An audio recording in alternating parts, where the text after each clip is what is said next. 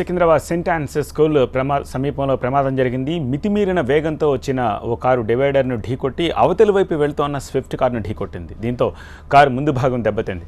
ప్రమాదం జరిగిన సమయంలో స్విఫ్ట్ కారులో రాయపురెడ్డి అనే వ్యక్తి ఇద్దరు చిన్నారులతో కలిసి ప్రయాణిస్తున్నాడు. ప్రమాదంలో రాయపురెడ్డికి గాయాలయ్యాయి.